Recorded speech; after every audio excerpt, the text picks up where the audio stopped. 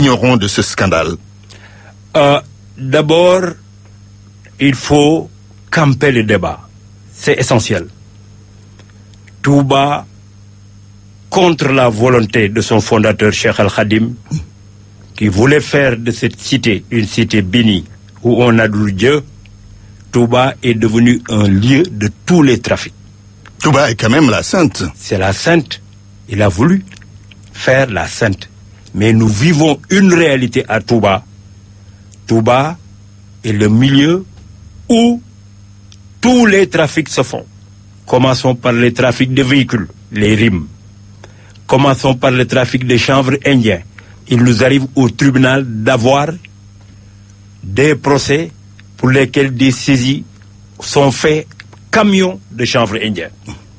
Touba, tout le monde le sait, les malfrats de tous bords, de tous acabits, viennent se réfugier à Touba. Mais aussi, Touba, hélas, est le milieu où les faux médicaments foisonnent. Tenez-vous bien, il y a 700 dépôts de faux médicaments à Touba contre tout simplement 40 officines de pharmacie. Et tout ça, c'est connu de l'État? C'est connu de l'État qui est impuissant. Mais je continue. Les dégâts occasionnés. On reviendra sur les dégâts. Oui. Avec des chiffres à l'appui. Des chiffres. Ce sont les plus faibles qui meurent de ça. Plus que les accidentés de la circulation. Plus que les malades du sida. Et en face, aucune réaction. La faiblesse de l'État, les structures de l'État n'existent presque pas à Touba. Que ça s'explique à votre avis? Faiblesse de l'État? Eh bien, peut-être manque de volonté. Pourquoi ils sont si frileux pour dire que oui, à Touba, on ne peut pas faire ci, on ne peut pas faire cela?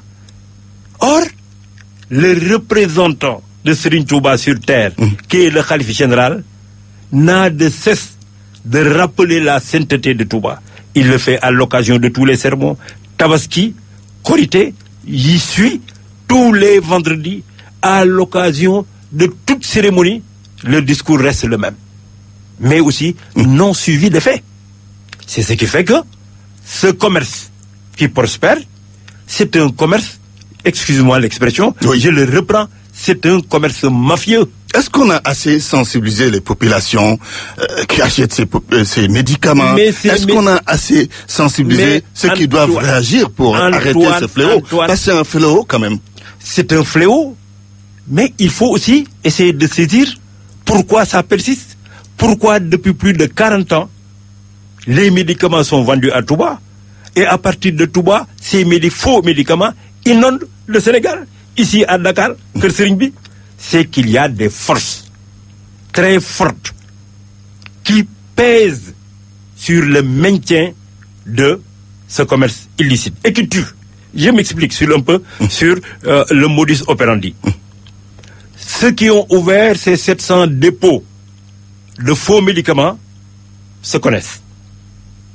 Ils se cotisent à coups de milliards. Envoie quelqu'un dans un pays comme la Guinée, ils s'approvisionnent en faux médicaments qui ne sont même pas commercialisés au Sénégal. De retour à Touba, ils les déversent sur le marché. Posez-vous des questions. Pourquoi même la douane n'intervient pas? Comment on peut circuler avec de gros porteurs, de gros camions, comme dans le cas en l'espèce, 2 camions qui contiennent un chargement de 1,350 milliard de faux médicaments non contrôlés de la Guinée jusqu'à Touba. Tout de même, il y a anguille sous